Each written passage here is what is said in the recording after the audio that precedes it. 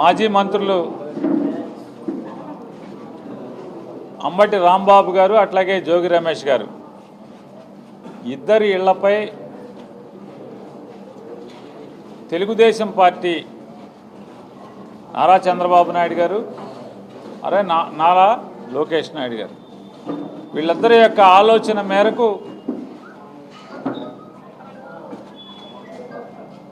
వీళ్ళిద్దరి ఇళ్లపై ఆటవికంగా దాడి చేయటం అనేది ఒక ఆర్గనైజ్డ్ క్రైమ్గా ఉద్దేశపూర్వకంగా ఇక్కడ ఎంపీని అక్కడ ఎంపీని ఇద్దరిని కూడా ఆదేశాలు ఇచ్చి ఆ ఎంపీల నేతృత్వంలో బహిరంగంగా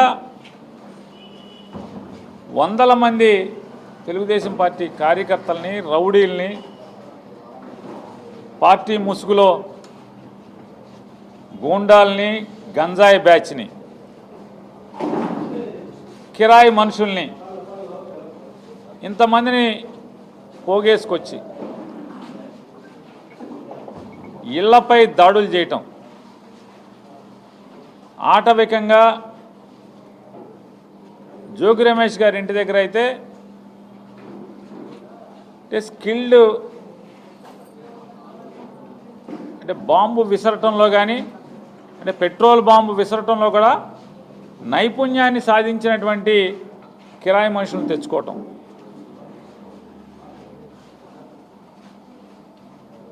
ఇవన్నీ పోలీసుల సమక్షంలో జరగటం మధ్యాహ్నం 2 గంటల నుంచి సాయంత్రం 5 గంటల వరకు వారి మనుషుల్ని ఇబ్రహీంపట్నం రింగ్ సెంటర్లో పోగేసుకోవటం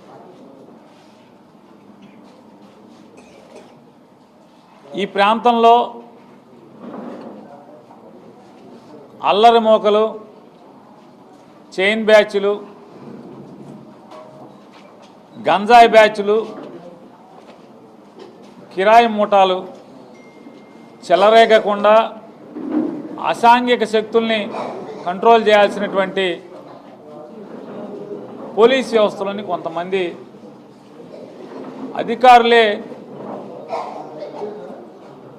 దీని ప్రోత్సాహకరంగా ఈ కార్యక్రమాలన్నింటినీ కూడా ప్రోత్సాహకరంగా అండదండలుగా ఉండటం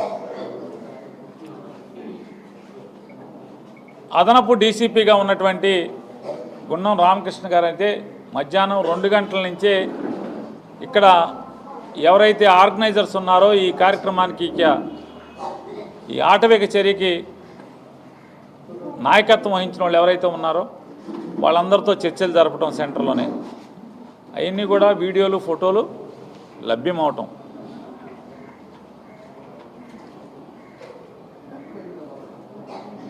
ఆఖరికి అందులో ఒక పోలీసు ఉద్యోగస్తుడిని కూడా పడేసి కాళ్ళతో తొక్కుతున్నా కూడా కనీసం అతన్ని గబాలను కాపాడటం లేకపోతే తొక్కిన వాళ్ళని చర్యలు తీసుకోవటం దాని మీద యాక్షన్ తీసుకోవటం కూడా లేదు. అంటే సాటి పోలీసు ఉద్యోగస్తుడిని తొక్కుతున్నా సరే పడేసి కొడుతున్నా సరే పౌరుషం రావట్లేదు సాటి పోలీసులకి.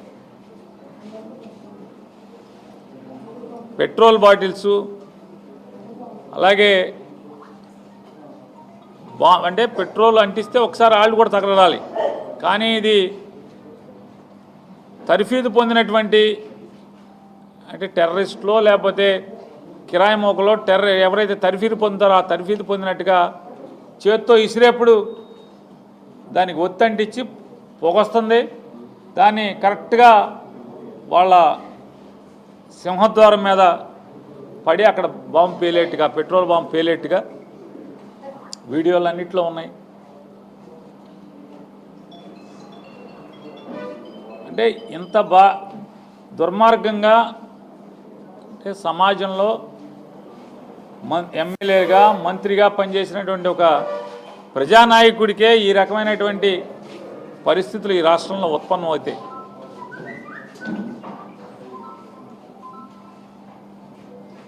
పోలీసులు సాక్షులుగా ఉండి ఇటువంటి ఆటవిక చర్యలు జరుగుతుంటాయి. చాలామంది కానిస్టేబుల్స్ సబ్ ఇన్స్పెక్టర్లు ఆవేదన చెందుతున్నారు. ఇవాళ ఎవడో మెప్పు కోసమో ఎవడో పోస్టింగ్ కోసమో కొంతమంది రామకృష్ణ లాంటి అధికారులు లేదా రాజశేఖర్ బాబు లాంటి అధికారులు ఈ రకంగా ఇళ్ల మీద బరి తెగించి పట్టపగలు పెట్రోల్ బాంబులు వేసే సంస్కృతి పోలీసుల సమక్షంలో, పోలీసులు ఉండగా పోలీసుల సమక్షంలో ప్రత్యర్థి రాజకీయ నాయకులు ఇళ్ల మీద పెట్రోల్ బాంబులు వేసే సంస్కృతిని మేము మొదలుపెడితే దానికి పోలీసులే చోద్యం చూస్తూ ఉంటే దీన్ని ఎక్కడికి తీసుకెళ్తున్నారు? ఈ సమాజాన్ని, ఈ రాష్ట్రాన్ని ఎక్కడికి తీసుకెళ్తున్నారు? అది ఎందుకురా గతి లేక మనం కాకి యూనిఫామ్ వేసుకోవటమని కానిస్టేబుల్స్ కానీ సబ్ ఇన్స్పెక్టర్లు కానీ ఇవాళ ఆవేదన చెందే పరిస్థితులు.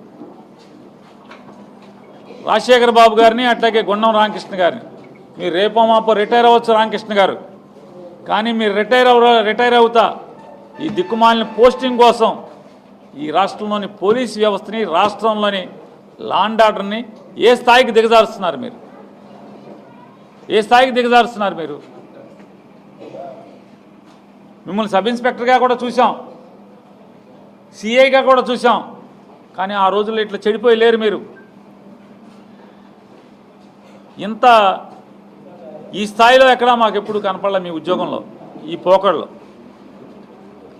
ఎవరి కోసం, ఎందుకోసం మీరు ప్రమాణం చేసేసుకున్నటువంటి ఈ కాకి యూనిఫామ్ని ఈ రకంగా దిగజారుస్తున్నారు మీరు. లాఠీ చార్జ్ చేయక్కర్లేదా అని అడుగుతున్నాను. అసలు గుమ్మి కొట్టుంటేనే లాఠీ చార్జ్ చేయక్కర్లేదా? ఫేస్బుక్లో ఈ దారుణం చేస్తామని చెప్పని పొద్దున్నుంచే పోస్టింగ్లు పెట్టిన వాళ్ళని ఏం చేస్తున్నారు? కేవలం వైఎస్ఆర్ కాంగ్రెస్ పార్టీ వాళ్ళ ఫేస్బుక్లు, వాళ్ళ వాట్సాప్ గ్రూపులే మీరు దొంగతనంగా చూస్తారా? టీడీపీ వాళ్ళవి చూడరా మీరు? వైసీపీలో వాళ్ళ గ్రూపుల్లో, వాట్సాప్ గ్రూపుల్లో ఏం పెట్టుకున్నారు, ఎవడు ఫేస్బుక్లో ఏం పెట్టుకున్నారు మాత్రమే మీరు వాచ్ చేస్తారా? పొద్దున్నుంచి ఫేస్బుక్లో తిప్పుతున్నారు కదా, జోగి రమేష్ ఇంటికాడ మారణకాండ చేస్తామని చెప్పి తిప్పుతున్నారు కదా. సాయంత్రం అంటే పొద్దున్నుంచి సాయంత్రం 5 దాకా కూడా మీరు పట్టించుకోకుండా మీరు 2 గంటలకి, మధ్యాహ్నం 2 గంటలకి మీరు ఇబ్రహీంపట్నం రింగ్ దగ్గర పల్సగా కొద్దిమంది నాయకులతో మీరు ముచ్చటిస్తుంటారు. మాకు అనుమానం కలగదా ప్లానింగ్లో మీరు ఉన్నారేమో అని చెప్పని?